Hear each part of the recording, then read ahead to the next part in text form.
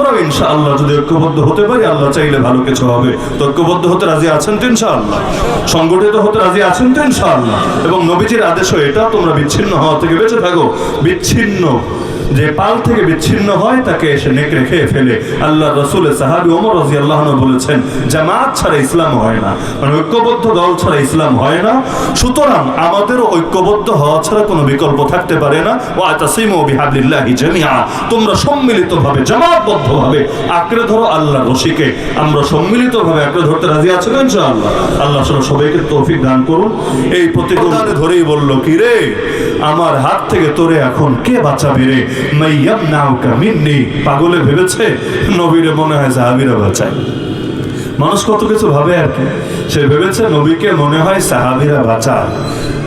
যেমন এই যুগে অনেকে ভাবে রিমান্ডে সবচাইতে বেশি আলেমদের থেকে বের করতে চেয়েছে এটা, যে কোন দেশের গোয়েন্দাদের সাথে সম্পর্ক আছে, এদেরকে পালে কে, মানে এদের পেছনে শক্তির উৎসটা কি? এদেরকে কি পাকিস্তানের আইএসআই সাপোর্ট দেয়, নাকি আফগানিস্তানের তালেবান সাপোর্ট দেয়, নাকি তুরস্ক সাপোর্ট দেয়? দেয়টাকে, নাহলে এত বড় গলায় কথা বলে কিভাবে, মানে এত শক্তি আসে থেকে তাদের? ওই দেখে যেহেতু অমুক আর তমুক, ওরা অমুক দেশ থেকে তমুক দেশ থেকে মাল খেয়ে খেয়ে বড় বড় ডায়লগ মারে, আলেমদের পেছনে যদি কেউ না থাকে এত বড় গলায় কথা বলে কিভাবে? আমাকে নিয়ে পর্যন্ত মোবাইল বের করে, হুজুর বিদেশি নাম্বার কোনটা কোনটা আছে আগে দেখান, কোনটা কোনটা বিদেশি, প্রতিটা নিয়ে ঘাটাঘাটি। কেন? কারণ বিদেশি নাম্বার যেটা আছে এটা নিয়ে সন্দেহ যে এইটা তাহলে কোনো বাইরের লিঙ্ক কিনা অথবা কোনো শক্তির উৎস কিনা। তো নবীর গর্দানে তরবারি ধরে বলল, কি, কে বাঁচাবে? আল্লাহ রাসূল শুধু একটা শব্দ বললেন, জাস্ট একটা শব্দ, আল্লাহ। নবীর শব্দ বলতে দেরি, হাত কাঁপতে দেরি না। হাত কাঁপতে কাঁপতে তলোয়ার পড়ে গেল। নবীজি এবার তলোয়ার উঠিয়ে তার গর্দানে ধরে বলল, কিরে, এবার তোরে কে বাঁচাবে আমার হাত থেকে? এজন্য নবীর সাহাবীদেরকে কেউ যদি মানুষের ভয় দেখাতো, তাদের ইমানের দরিয়া জোশ চলে আসতো।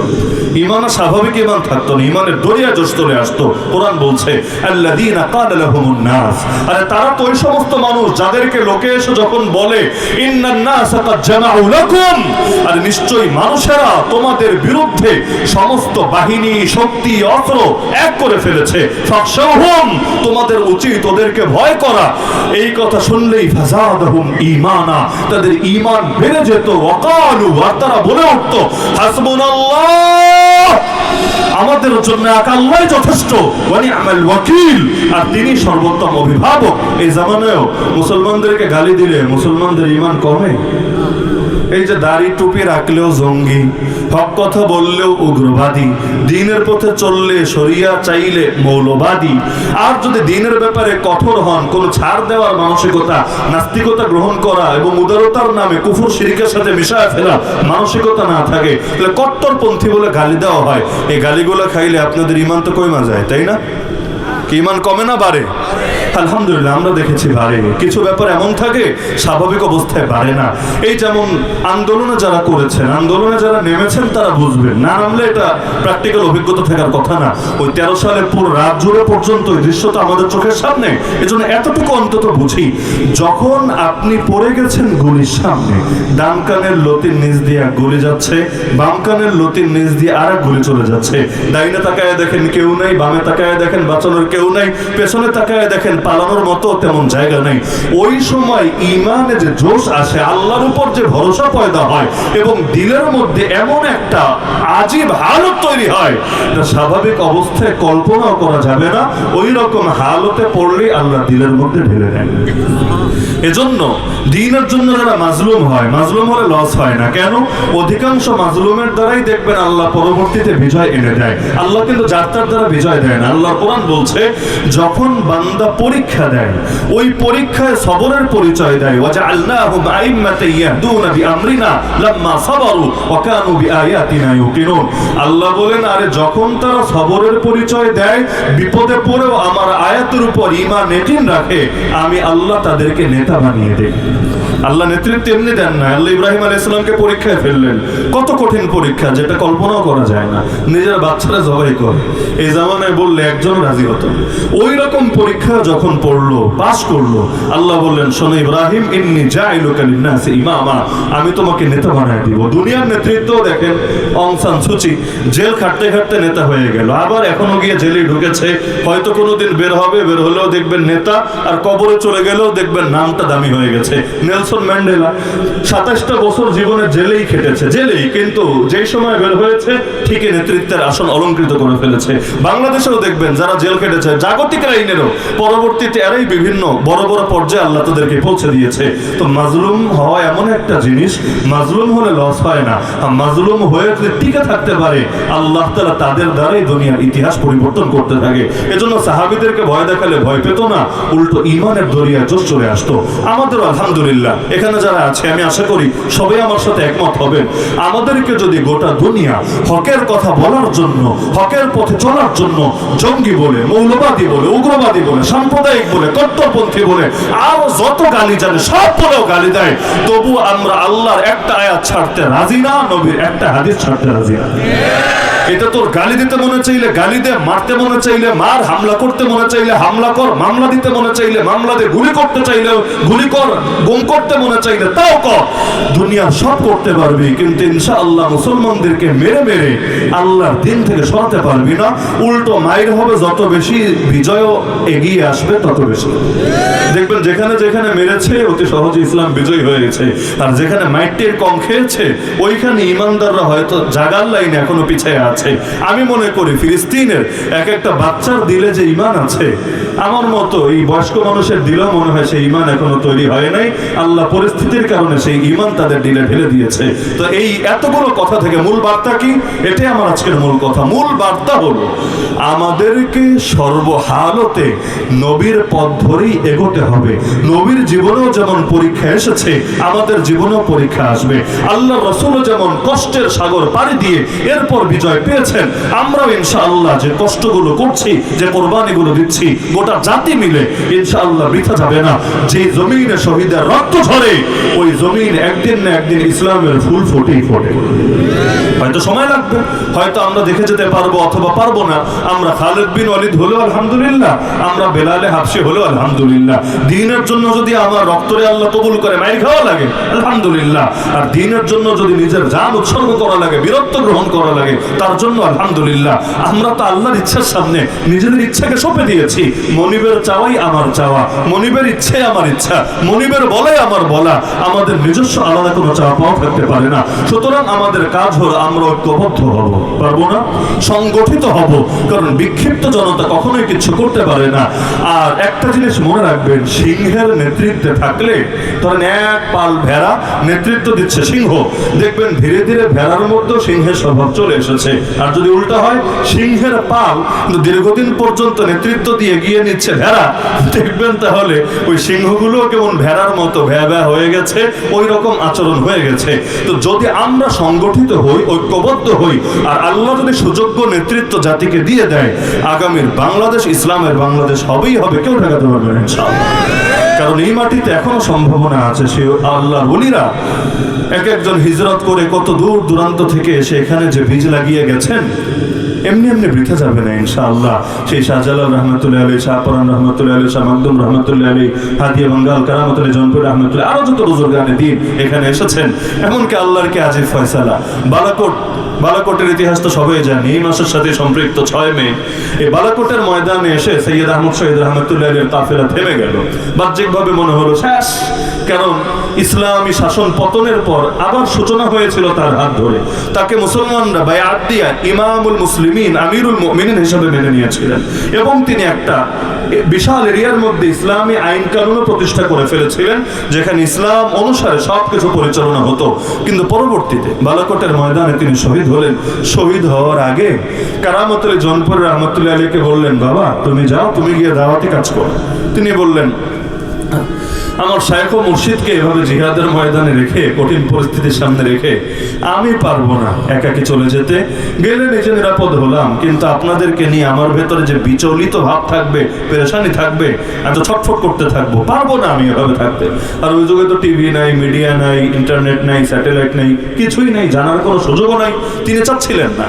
ওই সময় সৈয়দ আহমদ শহীদ রহমতুল্লাহ আলী আল্লাহ তাআলা বড়দের ভেতরে কিছু দূরদর্শিতা দিয়ে দেন। তিনি বললেন, শোনো, কুল্লুন মুয়াসসারুন লিমা খুলিকা লাহু।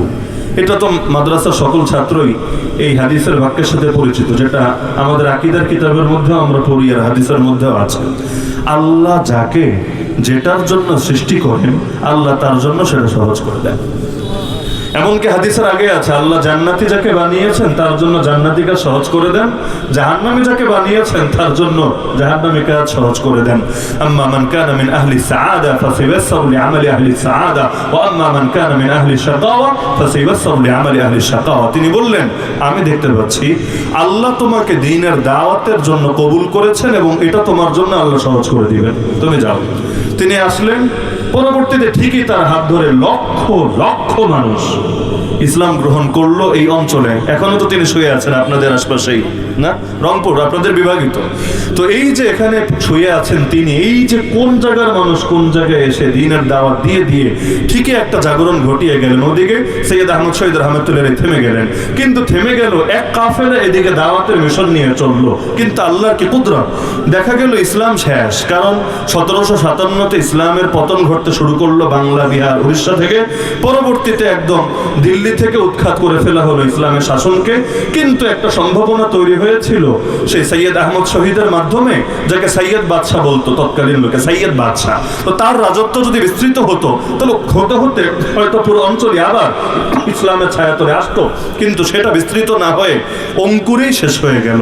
বাহ্যিকভাবে মনে হচ্ছে হায় হায় সব শেষ, কিন্তু ওই যে একটু আগে বললাম, শহীদের রক্ত কখনো বৃথা যায় না।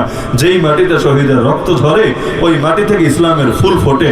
আল্লাহর কি আজীব কুদরত, এই ইতিহাস আমি জানতাম না।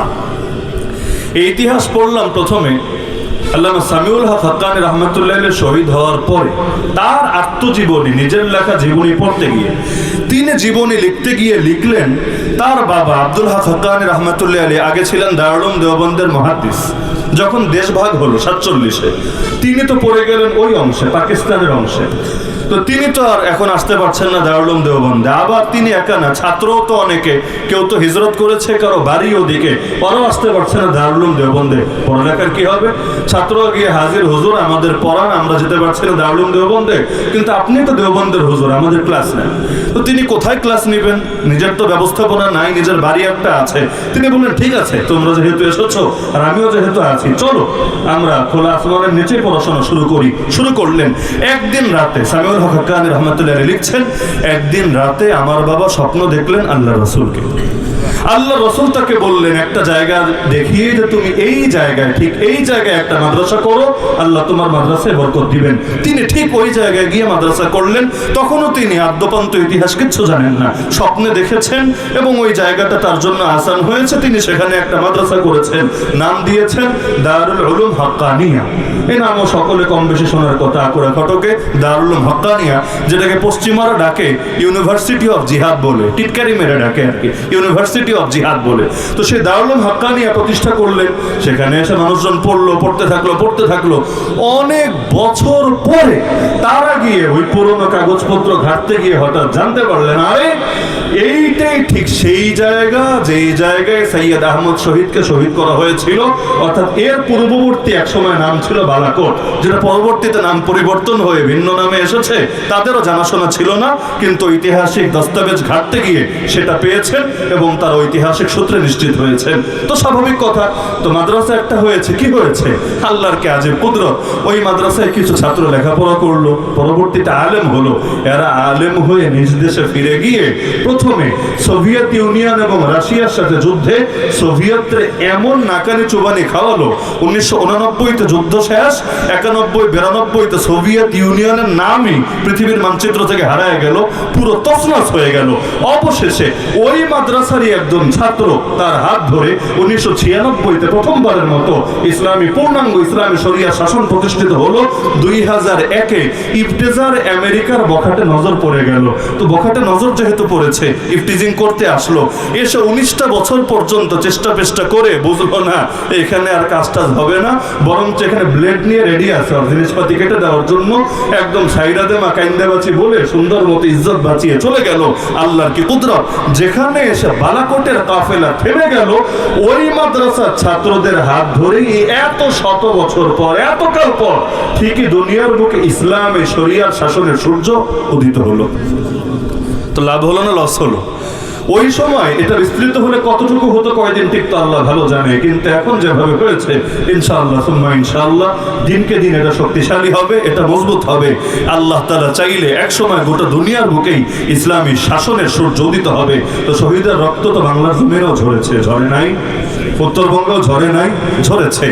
একটা শহীদের রক্ত বৃথা যাবে না। এ আবু সাইদরা যেমন নতুন বাংলাদেশ সামনে এনে দিয়েছে, সমস্ত শহীদানের এই কোরবানের বদৌলতে এক সময় এই সোনার বাংলা ইসলামের বাংলায় পরিণত হবে ইনশাআল্লাহ। সুতরাং আমরা ততদিন পর্যন্ত দ্বীনের সঙ্গে লেগে থাকতে রাজি আছে না? সবর লাগবে, মুনাফিকদের মন ভাঙবে, কিন্তু ইমানদাররা আশা নিয়ে বেঁচে থাকবে। অবশেষে এক পর্যায়ে আল্লাহ তাদের দ্বারা বিজয় দান করবে, এটা জরুরি। তবে শেষ করব এই পরামর্শটা দিয়ে, আল্লাহ নবী যে জিরো থেকে ইসলামটাকে এনে একেবারে পুরো সমাজের মধ্যে এস্টাবলিশ করলেন, মদিনা, মক্কা, তায়েফ থেকে শুরু করে এক পর্যায়ে গোটা দুনিয়া ইসলাম বিজয়ী হলো, এমনি এমনি কিন্তু হয় নাই। নবীজি কিন্তু সাহাবীদেরকে প্রথমত সংগঠিত করেছেন, তাদেরকে প্রশিক্ষিত করেছেন, তাদেরকে দক্ষ জনশক্তিতে পরিণত করেছেন, তাদেরকে শাহাদাতের জজবা দিয়ে তাদের বুকটাকে ভরে দিয়েছেন। অবশেষে তাদের মাধ্যমে দিন বিজয় এসেছে। আমাদের মধ্যে আবেগের কমতি নেই, আলহামদুলিল্লাহ, সবার ভেতরে জজবা আছে, আবেগ আছে, কিন্তু এক নম্বরে আমরা সংগঠিত হতে রাজি না, ঐক্যবদ্ধ হতে রাজি না।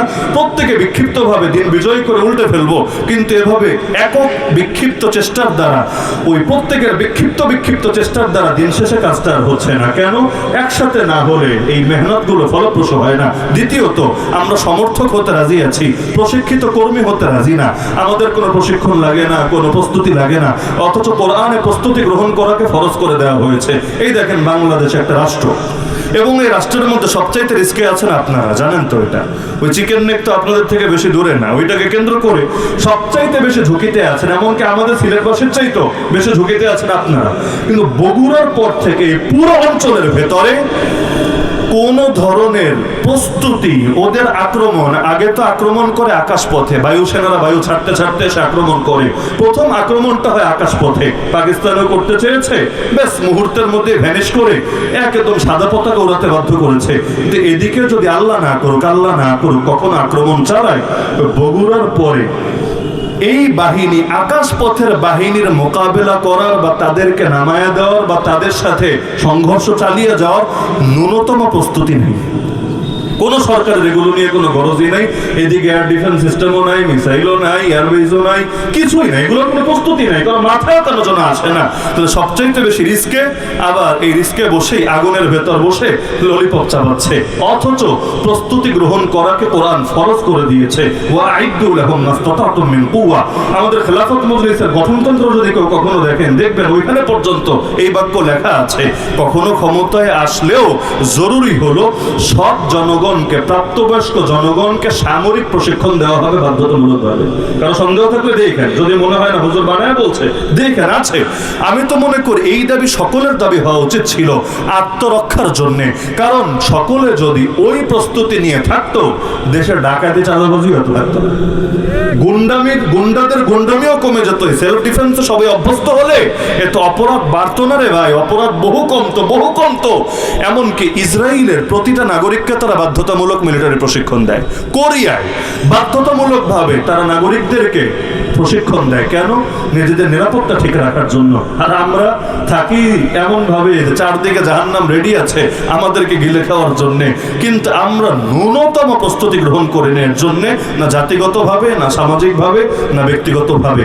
সুতরাং এভাবে বিক্ষিপ্ত হবে না, বরং সংগঠিত হয়ে প্রশিক্ষিত করবে, দক্ষ জনশক্তি হতে হবে ইনশাআল্লাহ। তখন লোক কম থাকলেও আমাদের বিজয় আসবে। নাস্তিক দেখেন না কয়টা, হাতে গোনা কয়টা, কিন্তু ওরা সংগঠিত এবং ওরা বিভিন্ন রকম শক্তির সঙ্গে নিজেদেরকে সম্পৃক্ত করে রেখেছে। সংখ্যায় কম হলেও দেশটাকে কাঁপিয়ে রাখে।